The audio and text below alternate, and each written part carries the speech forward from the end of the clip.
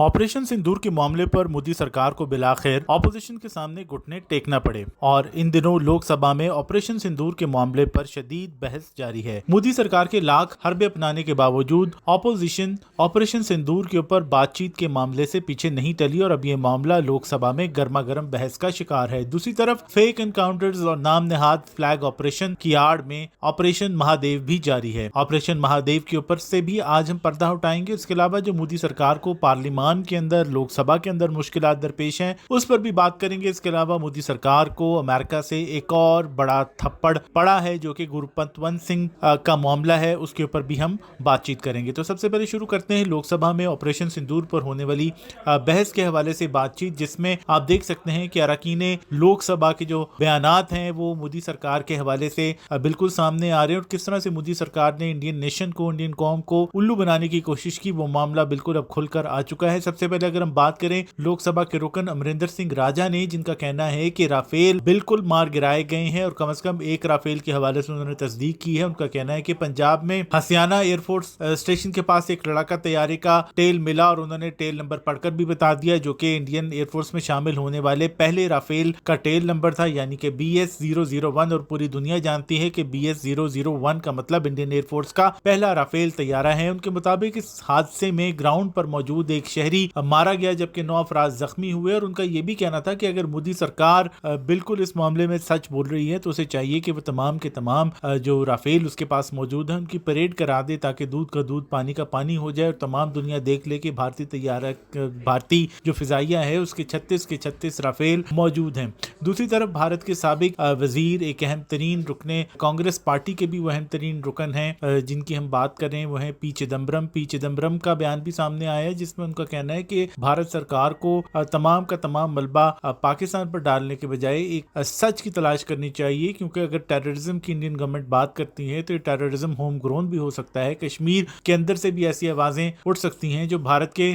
खिलाफ हैं, जो भारत को नहीं मानते, भारत के कब्जे को नहीं मानते। तो बिला सबूत ये मामला जो है पाकिस्तान के ऊपर इसका मलबा ना डाला जाए, क्योंकि कश्मीर से भी ऐसी आवाजें उठ रही हैं जो कि भारत के खिलाफ हैं, भारत का यहाँ पर परचम नहीं देखना चाहती। तो दूसरी तरफ इसी तमाम सूरत हाल में मोदी सरकार जो है उसने नाकाम ऑपरेशन सिंदूर पर पार्लियामेंट में शदीद तनकीद के बाद एक नया शोशा छोड़ा है और ऑपरेशन महादेव के नाम से एक सो कॉल्ड कार्रवाई की जा रही है मकबूजा जम्मू कश्मीर के अंदर और लोकसभा में मोदी की तकरीर को एक झूठी सपोर्ट फराहम करने के लिए दर हकीकत ये ऑपरेशन महादेव का ड्रामा रचाया गया जा रहा है और इसमें अब तक 3 नाम नेहाद दहशतगर्दों को हलाक करने का दावा किया गया है, जो कि यकीनी तौर पर आप भी जानते हैं, मैं भी जानता हूं कि अगर कोई शहरी मारे गए हैं तो वो बेगुनाह कश्मीरी हो सकते हैं जिनको फेक एनकाउंटर्स के अंदर मावराए अदालत कत्ल के अंदर उनकी जान ली गई है। तो ये मामला जो है ये भी आपके सामने है, क्योंकि लोकसभा में शदीद तनकीद हो रही है मोदी जी के ऊपर और जो राजनाथ सिंह ने जिस तरह का खिताब किया है उसको भी शदीद तनकीद का निशाना बनाया जा रहा है। राजनाथ सिंह ने नाकाम ऑपरेशन सिंदूर में तैयारों और फौजी हिलाकतों के सवालात को टाल दिया, ठीक तरीके से वो जवाबात नहीं दे पाए। ऑपरेशन में कामयाबी के कई उन्होंने दावे किए, लेकिन राजनाथ सिंह कोई सबूत, कोई सैटेलाइट तस्वीर, कोई इमेज, कोई इंटेलिजेंस रिपोर्ट जो है वो पेश नहीं कर सके और बार बार हर मामले को कौमी सलामती का हवाला देकर राजनाथ सिंह जो है ऑपोजिशन को डांटते रहे, चुप कराते रहे और खामियां जो इस कार्रवाई के अंदर नजर आई, खासतौर पर इंडियन एयरफोर्स की जो खामियां नजर आई उनको बिल्कुल वो नजरअंदाज करते रहे और उनके ऊपर उन्होंने कोई वाज़ेह जवाब नहीं दिया। इसी तरह जो एक जंगी जुनून सामने आया है मोदी सरकार का ऑपरेशन सिंदूर के बाद, उसके बाद आप जानते हैं कि India is no more a secular state. India जो है अब एक हिंदू राष्ट्र है और बल्कि एक इंतहा पसंद हिंदू राष्ट्र या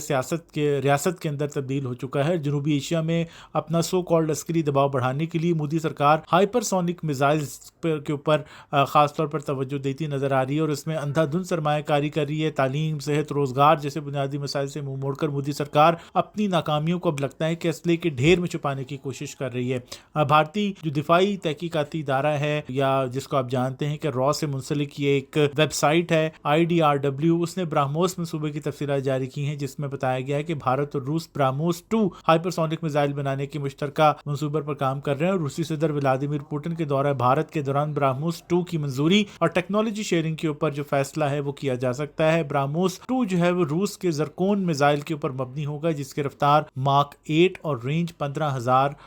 1500 کلومیٹر تک ہوگی۔ اسی طرح براموس ہائپرسونک میزائل جو ہے زمین اور سمندر دونوں میں اہداف کو نشانہ بنانے کے لیے استعمال ہو سکتا ہے، اور بھارت میں براموس 2 کی جو تیاری ہے وہ defence research and development organisation کے تحت ہو رہی ہے۔ یہ وہی ادارہ ہے جو بھارت میں اس سے پہلے بھی دفاعی آلات، ویپنز، اکوپمنٹ وغیرہ بناتا رہا ہے۔ اس کے علاوہ براموس 2 کی ٹیکنالوجی جو ہے وہ بھارت کی تیار کردہ ریم جیٹ انجن اور روسی ڈیزائن کا امتزاج ہوگا، جو کہ بھارت کے میک ان انڈیا منصوبے کا حصہ ہے۔ براموس 2 صرف روس اور بھارت کے مخصوص استعمال میں رہے گا اور اس کی برآمد کی اجازت نہیں ہوگی۔ اور اب لگتا ہے کہ مودی سرکار یہاں پر ایک طرف تو جنگی جنون کو ہوا دے رہی ہے، لیکن دوسری طرف آپ دیکھیں کہ امریکن صدر ٹرمپ کی جانب سے بھارت کو ایک بہت بڑا سفارتی دھچکا دیا گیا ہے۔ انہوں نے گرپتونت سنگھ کو خط لکھا ہے، جو کہ خالصتان کی تحریک کے، خالصتان کی آزادی کے جانے مانے رہنمائے، جس سے اب ظاہر ہوتا ہے کہ یہ خط بلکہ اظہار کرتا ہے کہ مودی سرکار کی تمام تر کوششوں کے باوجود خالصتان کی تحریک اب انٹرنیشنلی ریکگنائزڈ ہوتی جا رہی ہے، زور پکڑ رہی ہے، اور سکھوں کی آواز جو ہے پوری دنیا میں اب سنی جا رہی ہے۔ اقوام متحدہ سمیت کئی جو ادارے ہیں وہ اس معاملے کے اوپر، خاص طور پر پنجاب میں ہیومن رائٹس وائلیشن کے معاملے کے اوپر بھارت کے موقف کو مکمل طور پر تسلیم نہیں کرتے، اور گرپتونت سنگھ کو جو خط لکھا گیا ہے صدر ٹرمپ کی جانب سے، یہ بھارت کی سفارتی حکمت عملی کی ناکامی ہے اور خالصتان کی تحریک کی عالمی سطح پر جو ریکگنیشن ہے اس کا ایک ثبوت ہے۔ اب تک 27 بار کم از کم صدر ٹرمپ جو ہیں پاکستان اور انڈیا کے درمیان جنگ بندی کا کریڈٹ لے چکے ہیں، اور اس خط کے اندر انہوں نے